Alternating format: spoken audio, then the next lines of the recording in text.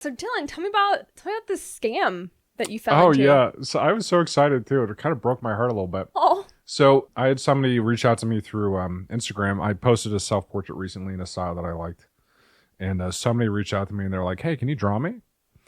Specifically this picture. They sent me a picture. I thought it'd be great. I said, "Sure." I'd charge like $50. They said, "I want you to do your best work, so I'm going to pay you $500." Jeez, Louise. And I said, "Geez, Louise, that's a hell of a lot of money." You know, I have a no refund policy, number one. So, and they were like, "I'm going to send you the money right now." And I said, "Okay." So they said, "Check your PayPal." So I did like 10 times. Yeah. Shamefully more than 10 times. Oh. And I said, "It's not coming through." They said, "Check your email." And I checked my email. And I got a quote unquote message from PayPal saying that $500 was pending. But since I didn't have a business account, I wasn't able to accept it, which would cost me another $300 to open. Wait, $300 sent to presumably the scammer.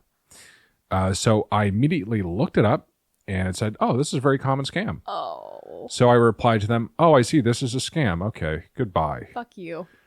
And that was rough. They respond? I blocked them, so Damn. I don't know if that they did or sucks not. so bad.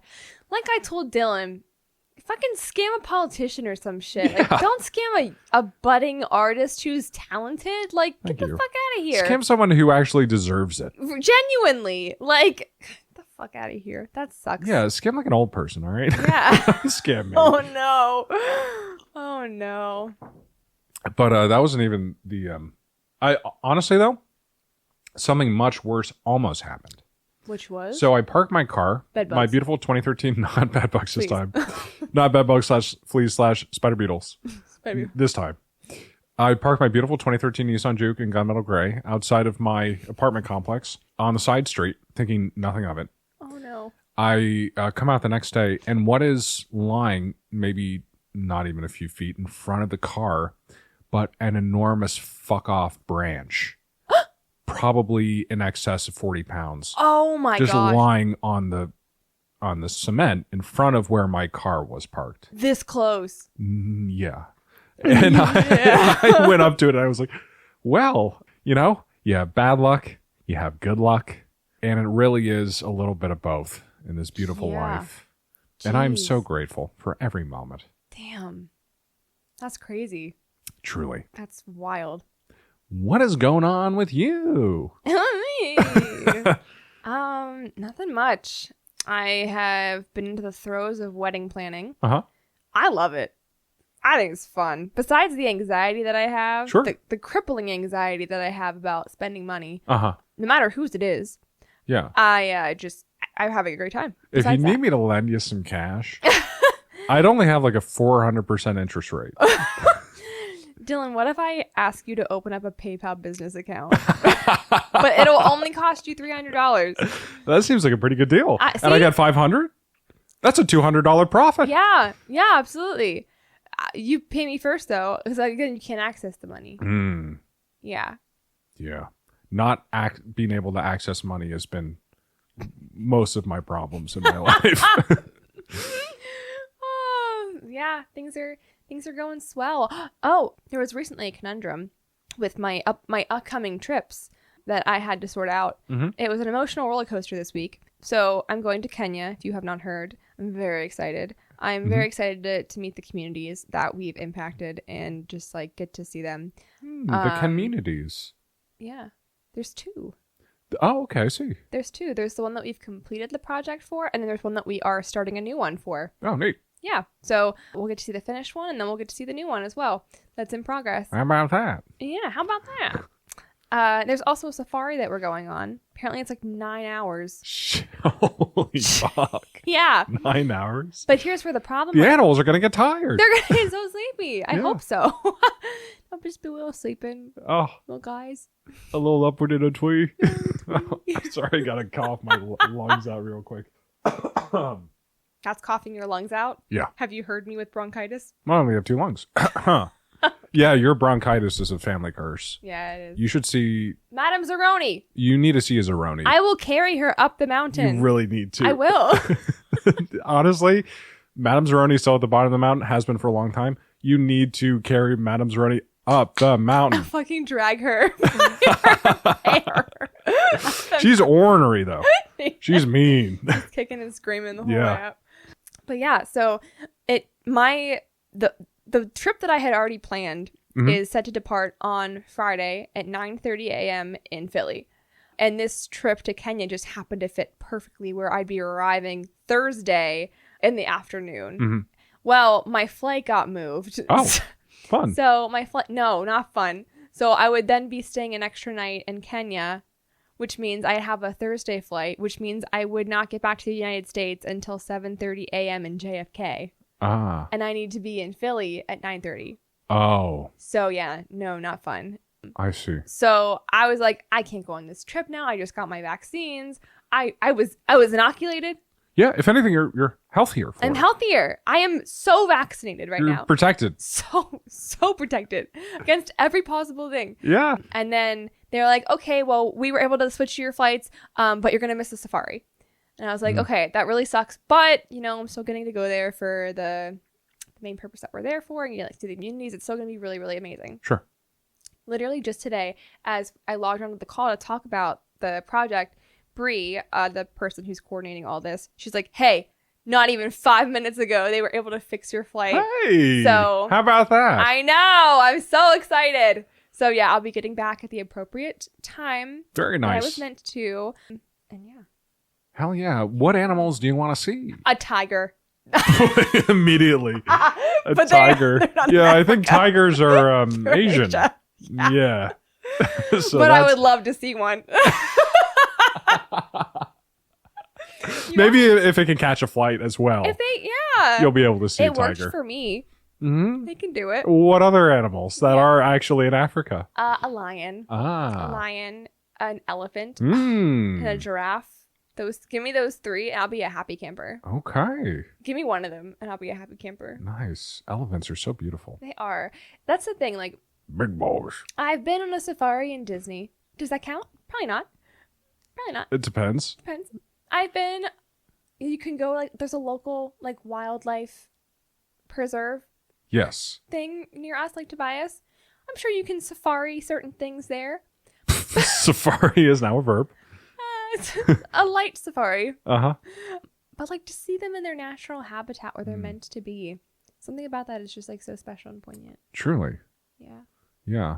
Also gonna get fucked because it's gonna be a lot of motion sickness. They're like, yeah, if you have motion sickness, just prepare. I'm like, great, love that. Do you have like Dramamine and everything else you need? I do. I have C-bands, the things like the pressure point things. Oh, I haven't heard of those. You haven't heard of those? Are those real? They are. And listen. I'm listening. Listen up. It sounds really hokey, and I understand that. I genuinely understand that. And even if it's a placebo effect, I don't care because it works for me. Oh. So they're like these little elastic bracelets that you put on, but it has like this little bead essentially that like presses into the pressure point. You're supposed to wear them 3 fingers down from your wrist line, so they'd go about right here. Yeah. And then it like pushes in that pressure point, and it helps to relieve nausea. Uh-huh. It also changes color according to your mood. Get the fuck out of here. No. So there's that. It worked for me on the cruise, and it works for me anytime I'm on a boat. So hopefully land is no different. Yes. And what is land if not the biggest boat? Exactly. Precisely. In this vast world that we call the universe. World. Now, some of those things sometimes do work because I know that, I don't know if you have issues reading in the car. Yes, I can't do that. But apparently if you tilt your head diagonally and read that way, it takes away the motion sickness of reading in a car. Is it like an inner ear thing? It must be. Huh. That's interesting. Truly. And I haven't heard of these bracelets. I don't know how much they cost. $7. Not on bad. Amazon. Okay. But yeah, I'm sure you have a wonderful trip ahead of you. Yeah. Truly. Incredible stuff. I will wish upon you through the universe that you see a tiger. I don't know how likely it is, but I hope that you see a tiger. Thank you. I appreciate it. I really do. Did you want to go on this trip? No. Not especially. That blew my mind how nobody was like from our area, our little neck of the woods at our work, that nobody wanted to go. I've traveled all I need to in this life. I know you've talked about that, but like travel doesn't interest me anymore. It's Africa. Yeah. Yeah. Yeah. It's who goes to Africa besides doctors and people from Africa who are visiting? Who goes to the U.S. to Africa?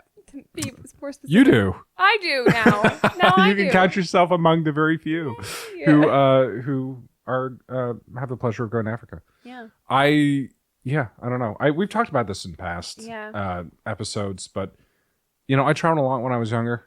Mm-hmm. I saw pretty much everything I needed to see. And to be honest, Harrisburg, Gettysburg, Pennsylvania is best place in the world. It's just better than Europe. Yeah. In a lot of places. And I think that people don't feel that way because it's so heavily romanticized. Yeah. But I think that everyone should. I'm not going to get on my fucking soapbox again. No, please. This is literally Dylan, this is literally our soapbox. I think how much more beautiful it'd be if we romanticize the place that we live in. No, I love that. Yeah, and every really day do. could be a wonderful adventure. Romanticized. Truly, if only you adjust your perspective to have more appreciation and gratitude for the beautiful things that happen around you every day. I love that. I think that's so accurate. Yeah, and that's how I try to live my life, and I save a lot on airfare. That you do. Yeah. Not that you spent a lot to begin with because your dad was a pilot. That's true, yeah. So, He could get us trips for free. yeah. Yeah, I still has a program, but it's currently with my sister-in-law. So she gets to travel for free if she likes. Damn. Oh, good for her. Love to go to Japan. See? There's some traveling in you still. Yeah. I would be probably one of the tallest people there. Probably. I would hope so. I know, not a lick of Japanese. Duolingo. Sponsored by Duolingo. Correct me if I'm wrong, and edit this out if I am. Okay. But weren't you learning a language? Yeah. Which I'm language was that? constantly learning French. French? Yeah. How much have you picked up? I can understand it pretty decently. I have a harder time speaking it. Okay. So that's mostly like what I'm... So I got Rosetta Stone 2 Christmases ago. And honestly, not my favorite. This is not sponsored by Rosetta Stone. This was until very recently sponsored by Rosetta Stone. Up until that point, I've been using Duolingo. And I really liked Duolingo. I still do, actually, for the way that it explains the language. Like, it really breaks down the grammar for you, which is very helpful for me, being a very, like, grammatical, English-focused person. But it doesn't emphasize a lot about speaking it. Whereas Rosetta Stone, it's very much like, here it is, say it. But it doesn't like tell you what it is or like why it is that way, which is the answer that I need to like remember it. So like, for example, I just looked something up literally like last week. It was like using tu and toi. So I had always heard et tu for like and you. Yeah. But that's not correct. It's et toi. Oh. And so I didn't know the reason behind that. And that's what kind of threw me off, which is what I was looking up. Same with like some adjectives, like if grand is like grand or big, it can mean either like revered or large in size. That's interesting. I see that there's also a parallel between French and Italian, which I wouldn't expect. Oh yeah, yeah. Like et tu means and you. Yeah. Italian. Same with like Latin, like et tu brute. Did you have to learn Latin? No. Same. I think that was definitely a product of the distant past, and people had to learn Latin. Honestly, it would make my spells so much better. I'd be such a more adept wizard if I learned Latin. That's actually kind of, not that it's not true. I didn't learn Latin. Do not get me started. I did not learn Latin. Don't get me started. All right, I won't. Don't get me started. I didn't learn Latin, but we did learn like the Latin prefixes and suffixes because they're a part of the English language. So we were like quizzed on those within English class, but actual Latin, no. The only Latin I know is from like choral music. And like hymns and stuff. Yeah. What's your favorite hymn? What's your favorite hymn? What's your favorite psalm? I don't know if it would. Beautiful stuff. I don't know if it counts as a hymn, but Piezu, it's very beautiful. The Sarah Brightman version, stunning. And you have it here, right here, folks. Right here. You come for this. This is what you're here for. To learn about language, This is a language learning podcast. Politics. Fashion. True crime sometimes. Sometimes. Oh, not really. Sometimes. And we'd like to welcome you folks to the show. Welcome to My Existential Crisis. This is the podcast where we talk about all the things that make us question our entire sense of self. My name is Madison Epley. And my name is Dylan Berger.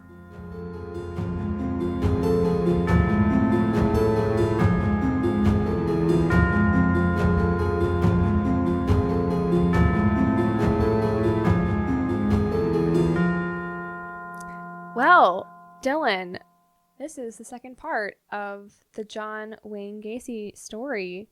Do you remember where we left off? He was in prison. Yes, he was. And he was doing great. He was doing great. He was thriving. He was thriving. His father had just died. Yeah. He was in prison for the abuse of Donald Voorhees. Mm-hmm. And that's where we're at. His father's death really rattled him, and that's kind of where we left off. Yeah. Any questions or comments before I get back into the story? You know, you think that just given his experience with his father, that he would feel a sense of freedom over his death. You'd think, but he was like always trying to, despite the resentment he might have had, he was still trying to always live up to that expectation. He still like very much admired and revered his father. Yeah. Still loved him. Now I know that up until this point he's been committing awful crimes. Mm-hmm. But do you think that now that his father is dead, he feels somewhat released and is capable of committing even more heinous acts? I don't know if release is the word I would use. I think I had a word in my head and I forget what it was. I don't think release is the right word. I think it's more like permitted. Yeah, like he doesn't have to be afraid of his father's judgment, but also not like he was before, because he was abusing boys and he was convicted for abusing a young boy, which I can't imagine made his father very proud. Right, but up until this point he didn't kill anyone. No. That we know of. No. No, he did not kill anybody. Not yet. So yeah. I don't know. But I'm sure that also didn't help the matter, at the very least. Sure didn't help. To say the least. So yeah. So Gacy was finally granted parole with 12 months probation on June 18th, 1970, having only served just 18 months of his 10-year prison sentence. Wild is right. Wild.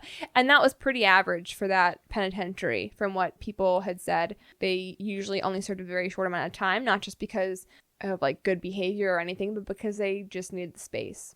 So they'd release these people back out into the public. And it seemed like it was also more of like less of a jail or less of a prison and more of like a reformatory place for like people who hadn't really offended before. So yeah. Conditions of his probation included a nightly curfew and that John Wayne Gacy had to relocate to Chicago to live with his mother. Upon his release, Gacy told a friend and fellow JC, Clarence Lane. Clarence was actually the one who picked him up from the prison, and he was very, very much a staunch supporter of Gacy's innocence throughout his life. He told this man that he was never going to go back to jail and that he intended to reestablish himself in Waterloo. However, within those 24 hours that Gacy was released, he relocated to Chicago, and he arrived there by bus and shortly after obtained a job as a short order cook. 8 months after his release, on February 12th, 1971, Gacy was charged again with sexually assaulting a teenage boy who claimed that Gacy had lured him into his car at Chicago's Greyhound bus terminal and driven him to his home where he had attempted to force the boy into sex. The court dismissed this complaint when the boy failed to appear in court. And on June 22nd, Gacy was arrested and charged again with aggravated sexual battery and reckless conduct in response to a complaint filed by a young boy claiming that Gacy had flashed a sheriff's badge, lured him into his car, and forced him to perform fellatio on him. These charges were also dropped after the complainant attempted to blackmail Gacy. The Iowa Board of Parole did not learn of these incidents, and Gacy's parole ended in October of that year. A month later, the records of his criminal convictions were then sealed. So it was never reported to the parole board, and every time he was arrested or convicted, Up until this point, he was just let go. I think there's a couple things to say about that. I think, especially in this time, people did not believe or had a hard time believing that a man could be assaulted. I think that we still see that today. Sure. But especially at this point in time, it wasn't as widely believed. Yeah.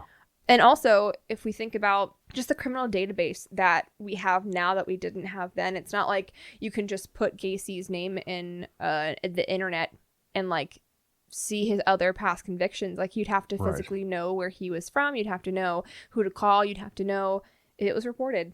So it wasn't there like it was today. So with the financial help of his mother, he ended up buying a ranch style house at 8213 West Summerdale Avenue in Illinois. Oh, sounds delightful. It does, Summerdale. doesn't it?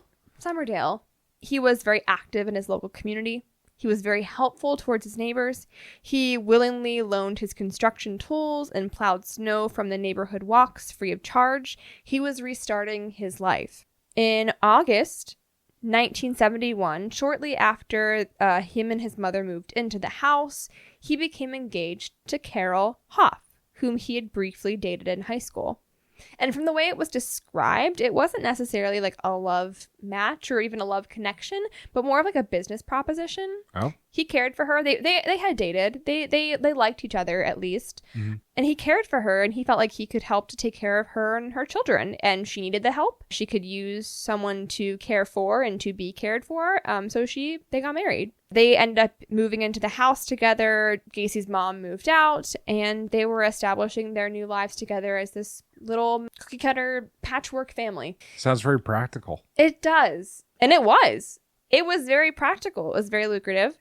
In 1971, Gacy established a part-time construction business, PDM Contractors, which stood for Painting, Decorating, and Maintenance. And with the approval of his probation officer, Gacy worked evenings on the construction contracts while working as a cook during the day.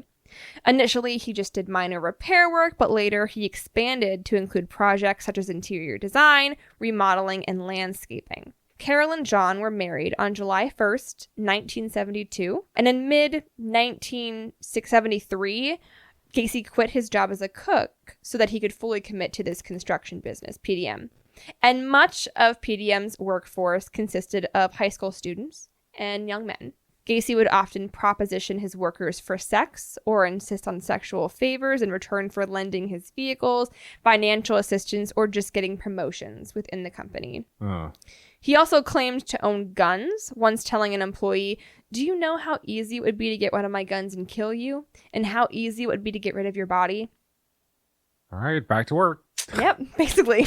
Back to work. And then in 1973, Gacy and a teenage employee, they traveled to Florida to view a property Gacy had purchased.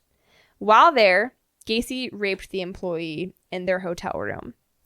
After returning to Chicago, this employee drove to Gacy's house and beat him in his front yard. Gacy told his wife that he had been attacked for refusing to pay this employee for poor quality painting work. By 1975, PDM was expanding rapidly, and Gacy was working up to 16 hours per day. In May of that year, Gacy hired 15-year-old Anthony Antonucci. Another really great name, right? Anthony Antonucci. Anthony Antonucci, right? 2 months later, he went to Antonucci's home, knowing that the young boy had an injured foot. They drank 2 bottles of wine, did the usual, watched this stag film, before Gacy wrestled Antonucci to the floor and cuffed his hands behind his back. See, this was his MO. He would frequently use handcuffs to disengage the person. But I don't think that he knew Antonucci was a wrestler. So one cuff was loose. Antonucci freed his arm while Gacy was out of the room. And when he returned, Antonucci grappled Gacy, got the key, and then ended up cuffing Gacy behind his back. And Antonucci would later say that he thought it was just like I thought he was just being a goofball. I thought he was just playing a game or some shit. And he's like, "No, fuck you. Look, like I'm a wrestler." This guy's being pals. Exactly. That's exactly what he thought. Gacy ended up threatening Antonucci. They were like, yo, calm down, and promised, I'm going to leave if you free me. Antonucci agreed. Gacy left. Antonucci continued working for PDM for 9 months after this incident, and he was never attempted to be assaulted again. Oh, okay. Yep. On July 26th, 1976, Gacy picked up an 18-year-old hitchhiker, David Cram, and offered him a job with PDM, and then he began work the same evening. On August 21st, Cram actually moved into Gacy's house. I don't know the logistics of this because he is married with children. I don't know if they just had an extra room or... He had more kids. No, his new wife had children. I see, okay. Yes, his new wife had children. But yeah, so he moved into the house, and the next day, Cram and Gacy had multiple drinks to celebrate Cram's 19th birthday, with Gacy dressed as Pogo the Clown. Yeah, here we go. The infamous caricature. Gacy conned Cram into donning handcuffs, his wrists cuffed in front of his body rather than behind. And with this error, he swung Cram around while holding a chain linking the cuffs and then said he intended to rape him. But Cram kicked Gacy in the face and was able to free himself. From the information I learned about Gacy, there was also a rope trick. There was. Right. Yes. He would do it as part of like his clown act. He would say it was like part of the clowning routine. And he would I love the word clowning. Clowning. I want that to be used more. Clowning. Yeah. Clowning around. Yeah. It's part of my clowning routine. I'm really good at clowning. Yes, there was indeed a rope. Handcuffs and rope were the... When you go down, clown. Anyway. Is that a song? Yeah, when you go downtown. You never heard that song? Oh, I thought it was like a well-known song among theater kids. What is that? I don't know where it's from. It's just like that one line. You know, when you go downtown. You know that song? No. Okay. Maybe it was a dream that I had. Maybe it was a dream that I had. Yeah. Oh, gosh. Anyway. Okay. Well, a month later, Cram was still living with Gacy after all of this. And Gacy appeared at Cram's bedroom, intending to rape him, saying, "Dave, you really don't know who I am. Maybe it would be good if you give me what I want." Well, Cram resisted again, straddling Gacy, who left the bedroom then, stating, "You ain't no fun." Cram moved out on October 5th and left PDM, although he would periodically work for Gacy over the following 2 years. And Cram is actually very, very much involved in this story still, because he would be somebody who would eventually testify against Gacy. And there are rumors about other accomplices involved, and he is one who is considered. Huh. So yeah, Cram is an important name to remember. I won't forget it. Don't. Shortly afterwards, another employee, another important name to remember, by the way. Employee. That's his name. 18-year-old Michael Rossi moved in with Gacy. Rossi worked for PDM, and he lived with Gacy until April 1977. Rossi is also someone who is thought to potentially be an accomplice or know more than he said. He also testified against Gacy. None of these people face any prison time themselves? Nope. Huh. Nope, not at all.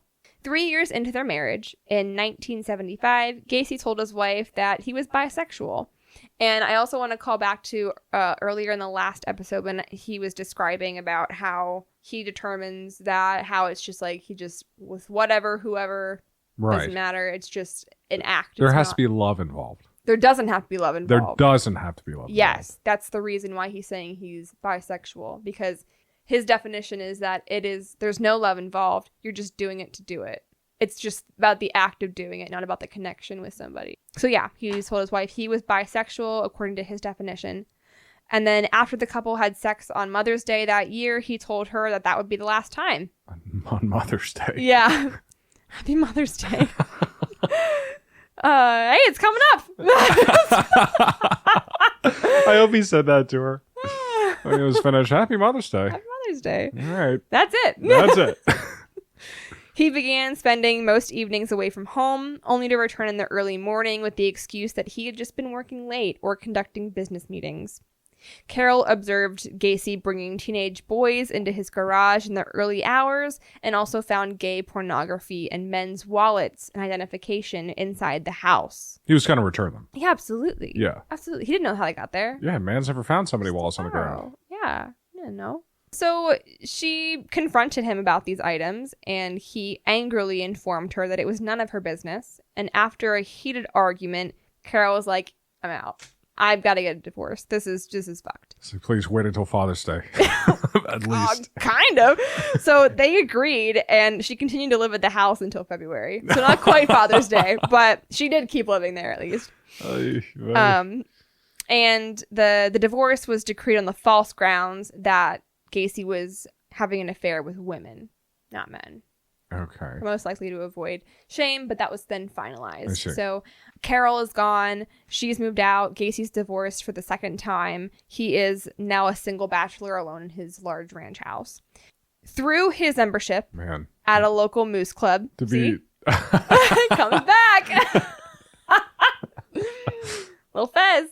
Local fraternity. Tight little Fez. Big old head. Yep. To be a single bachelor alone in your own ranch house. Yeah. That's a very John Wayne move. Yeah. Watching a stag film. Yeah. By yourself. Yikes. Yikes. So through his local moose club, he became aware of a, quote, Jolly Joker Clown Club, whose members regularly performed at fundraising events and parades in addition to voluntarily entertaining hospitalized children.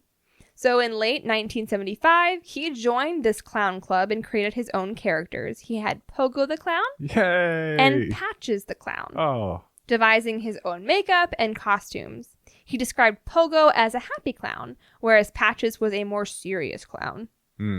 He later admitted to the police on tape in his confessionals. He said, you could do anything in a clown costume and get away with it. You could fill a woman up and she wouldn't bat an eye. You could get away with murder. A little on the big red nose there.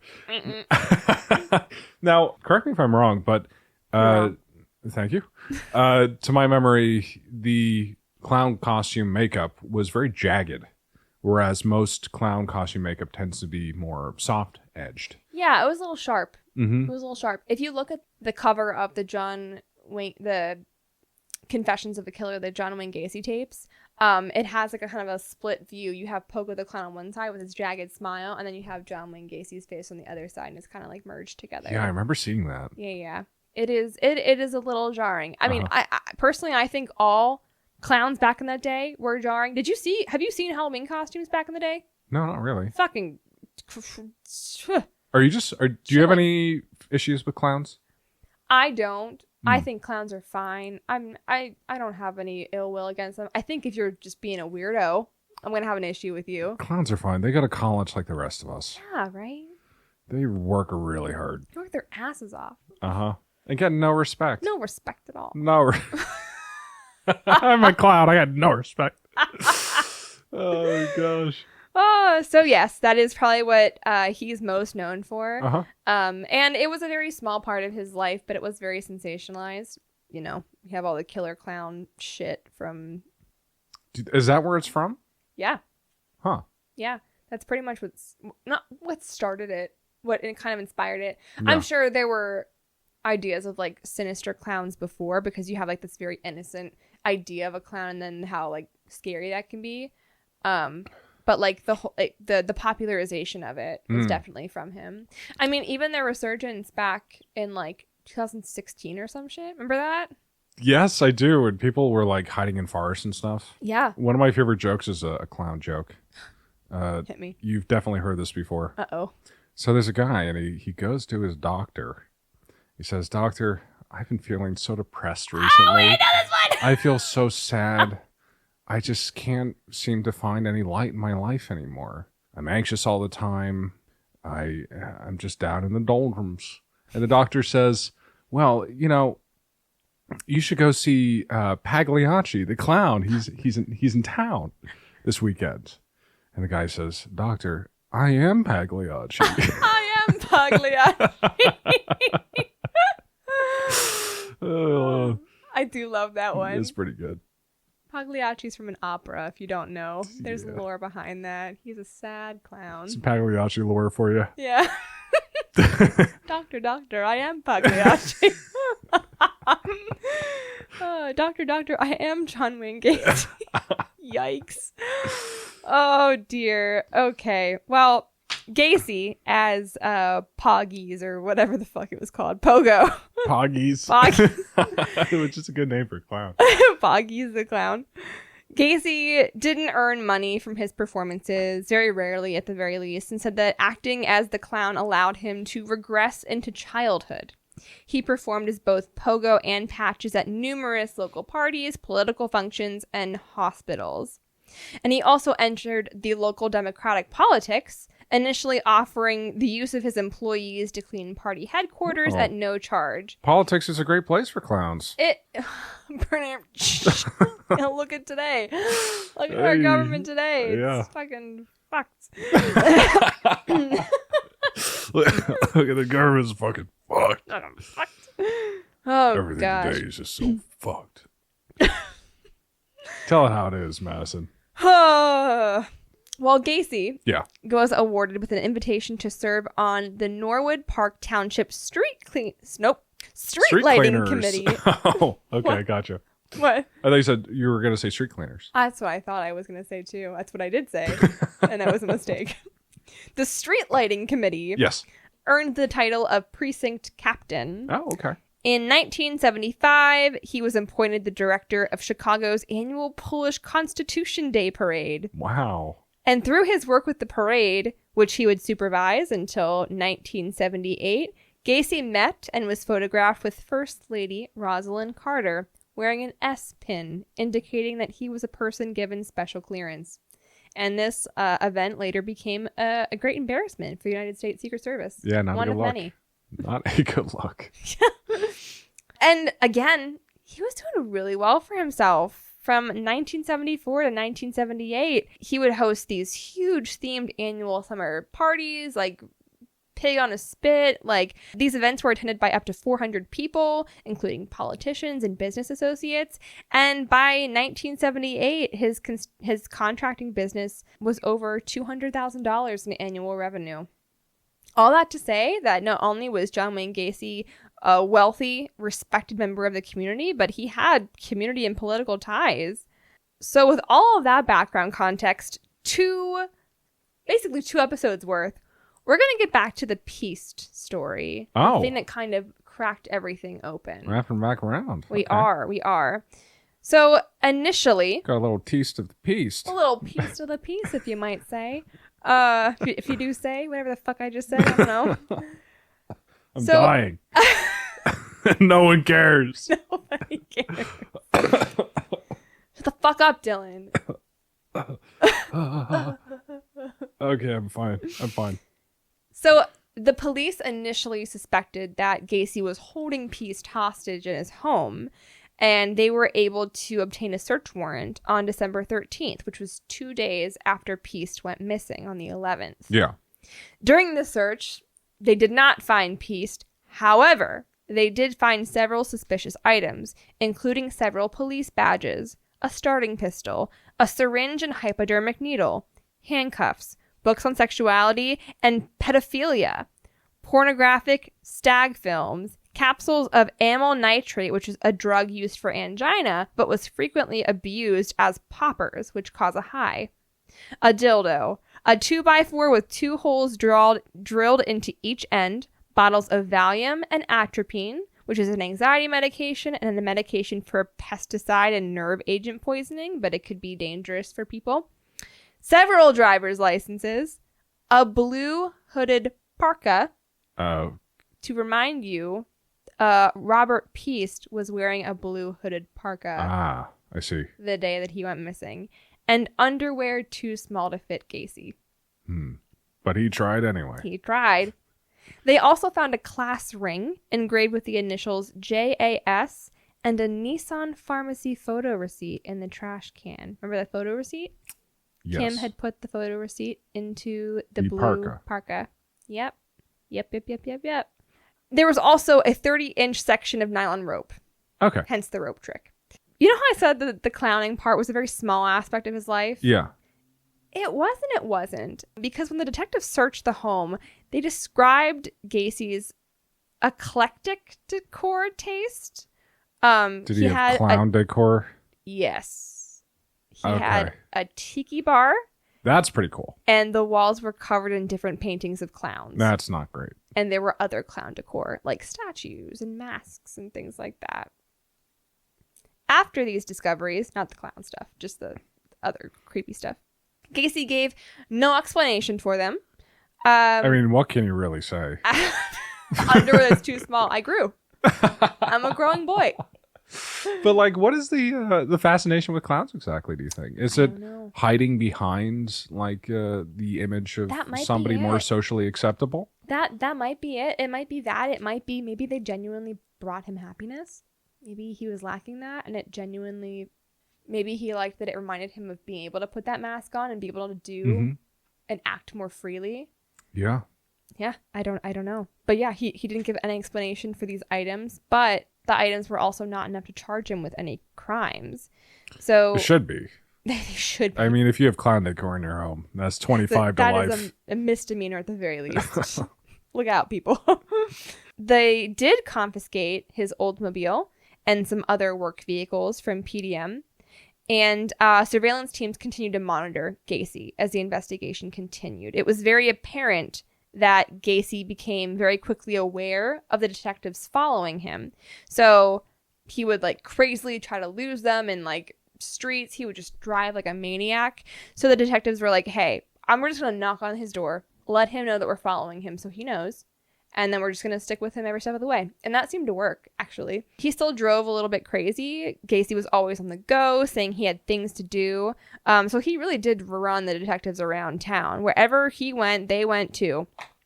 And the following day, investigators received a phone call from Michael Rossi. Remember that guy who worked for him, who also stayed with him? Yes, you told me to remember. Yes, I did. He informed the investigators of a 17-year-old, Gregory Godzik's disappearance, and the fact that another PDM employee, Charles Hatula, had been found drowned in an Illinois river earlier that year. On December 15th, this is now 4 days after Robert Peaste's disappearance, the police obtained further details of Gacy's battery charge, learning that, remember that boy who said that he assaulted him, that he kind of got away with earlier on? He wasn't charged. He kind of was off the hook. Yeah, because he didn't show up for a court. Exactly. Yeah. So he reported that Gacy had lured him into his car, chloroformed, raped, and tortured him before dumping him in Lincoln Park. In an interview with Gacy's former wife the same day, they learned of the disappearance of another young man, John Bukovich, who was also a PDM employee. Oh. The same day, the class ring with the initials JAS was traced to a John Allen Sizik. In an interview with his mother, revealed that several items from her son's apartment were also missing, including a Motorola TV. And the ring, right? And the ring. But the TV, they saw a TV matching the same description within John's apartment whenever they had gone there.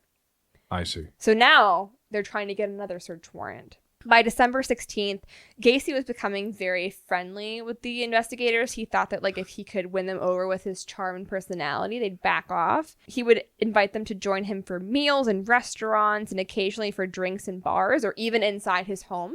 So he invited the detectives in and they're like, yeah, this is another chance for us to get inside and, like, look around. So they did. They went in. It gave him an extra unwarranted chance. And so he repeatedly denied the involvement with Peace's disappearance. He actually accused the officers of harassing him because of his political connections and recreational drug use, because he knew that the officers were unlikely to charge him for something as trivial as, like, marijuana. So he taunted them by, like, fucking around with traffic laws and, like, trying to openly carry shit to see if they would bite. And so that afternoon, Cram, one of his current workers, he consented to a police interview in which he revealed that because of his poor timekeeping, Gacy had once given him a watch, explaining that he got it from a dead person. Investigators conducted a formal interview of Rossi on December 17th, And he told him that Gacy sold him Cizik's vehicle, saying that he had bought the car from Cizik, the boy who was missing, because he needed money to move to California. That was the excuse. But a further examination of Gacy's Oldsmobile revealed a small cluster of fibers in the trunk, suspected to be human hair. That evening, 3 trained search dogs were used to determine whether Piest had been present in any of Gacy's vehicles, and one laid on the passenger seat of Gacy's Oldsmobile, and what the dog's handler informed was a death reaction, signaling that Piest was, in fact, in the Oldsmobile.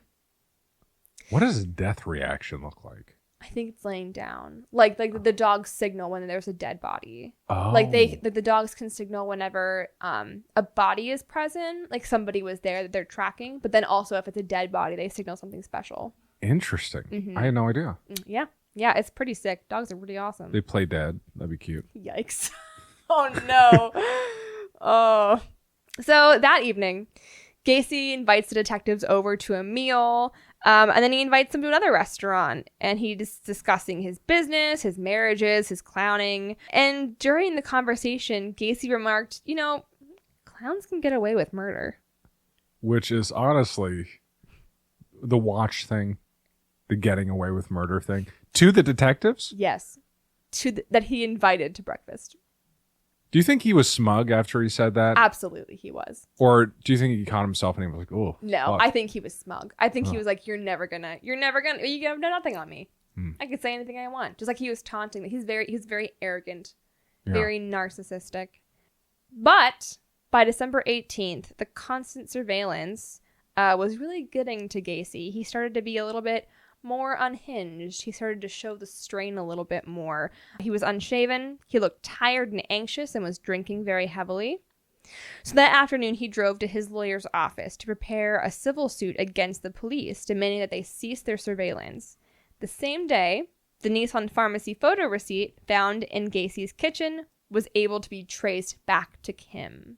Before it wasn't. There was no name attached to it. But then they were finally able to say, hey, you were there. This helped to prove it's not just how did this get here. It's like this person was here. This was hers. It was given to Piest. How is this in your home? Yeah. Those puzzle pieces were able to be tied together. And bingo. That places John Wayne Gacy for certain at Nissan Pharmacy, for certain having at least some contact with Piest before he went missing. So this is whenever the investigators were compiling evidence for this second search warrant. Cram was interviewed a second time. All of his employees were very loyal to Gacy, not wanting to cross him, risk their income, or just sheer fright of Gacy in general. And this time he was much more cooperative. When asked if he had been in the crawl space in Gacy's home, he told detectives that in the summer of 1977, at Gacy's requesting, he spread 10 bags of lime in the crawl space and had also dug trenches 2 feet by 6 feet by 2 feet deep, the size of graves. Oh. Yeah. That same day. Did he have a permit? Probably not. No? Probably not, no. Okay. That same day, Gacy's lawyers filed the civil suit, and the hearing was scheduled for the 22nd of December. That afternoon, Gacy, again, trying to, lighten the mood with the detectives. He's like, hey, come on over inside my house. You think there's something in here? Come inside. You don't even have to have a warrant. I will show you that there's nothing in here.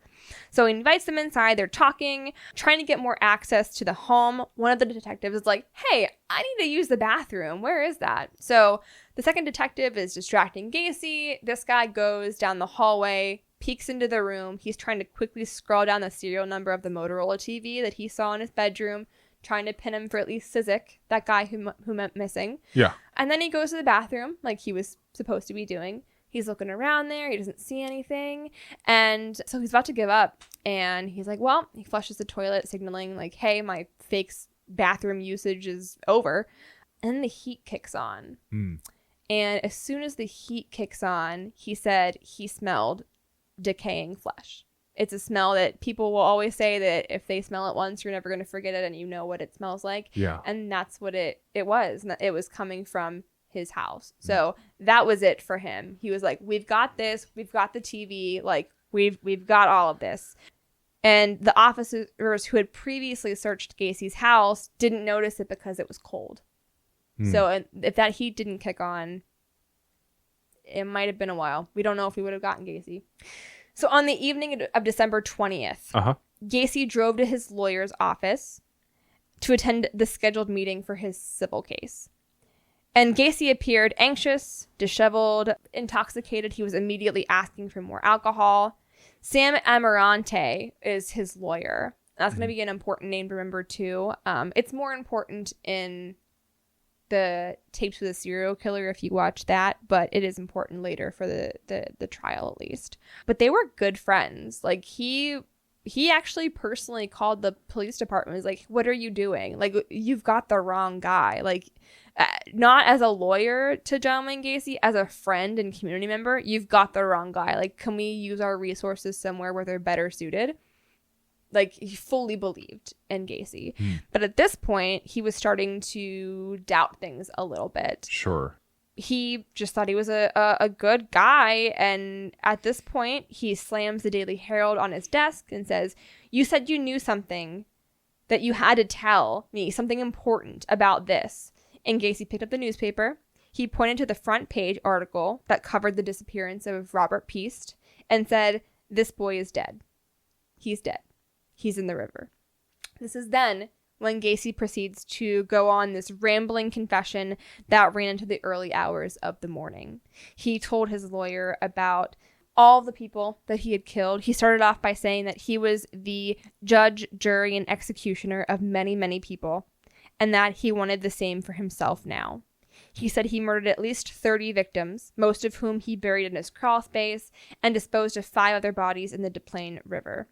He dismissed his victims as male prostitutes or hustlers and liars, adding he sometimes awoke to find dead, strangled kids with their hands cuffed behind their backs, as if like that would excuse it. He said that he buried the bodies in his crawl space and described the boys as his property.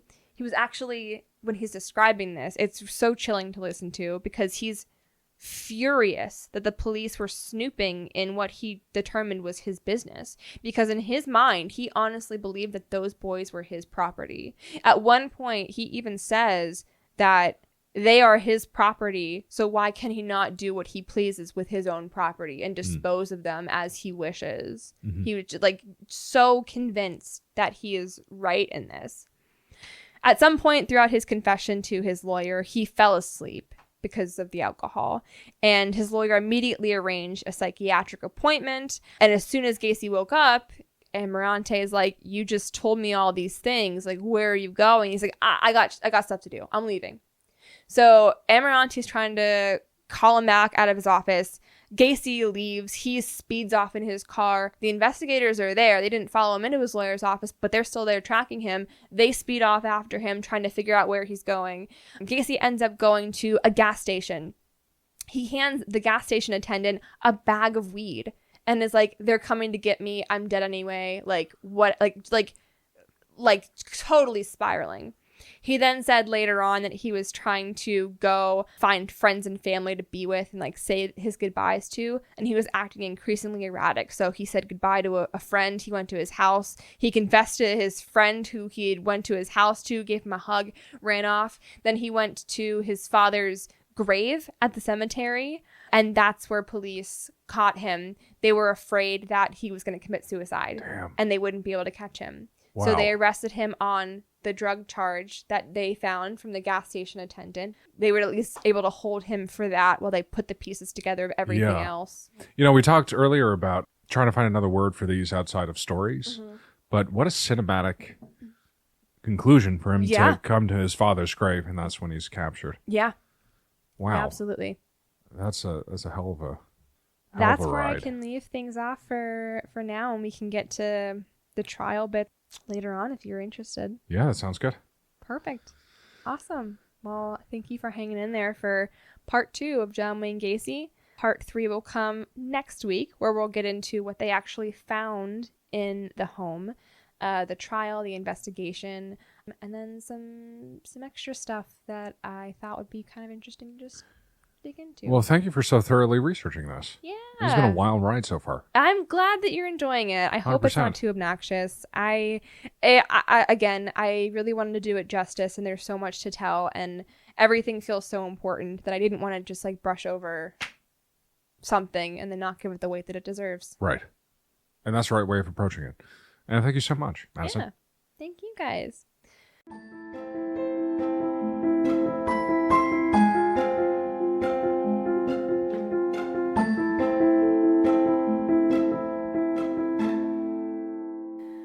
Well, if you liked what you hear, let me know so I know to do more 3-parters. And if you didn't like it, let me know that too so I don't do any more obnoxious 3-parters. But overall, thank you for listening. You can find us at MECrisisPod on Facebook and Instagram. You can email us at myexistentialcrisispodcast@gmail.com. And you can find Dylan at Marblefolk, where you can reach out to him for commissions. Yeah. Yeah, not scam him. Please don't scam me. Please don't. I'm vulnerable. It's really not nice. Don't do that to people. Do it to somebody who deserves it. I'm 30 now, so I'm technically Not yet. old.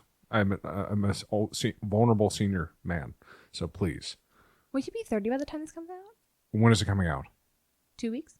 2 weeks. I will be about to turn 30. See, that's important. That's an important qualifier. Yeah, so it'll be the week of when I turn 30. You are going to be decrepit. So we have to prepare. Yeah, when the clock strikes 12:02 when I was born. Damn. At night, I will essentially turn to dust or a pumpkin. One of the two. Yeah. We don't know which one. I don't know yet. Well, stay tuned for that. Yeah. That'll be a fun time. But yeah, thank you so much for listening. Anything else, Dylan? That is it. No? All right. Bye, guys. Bye.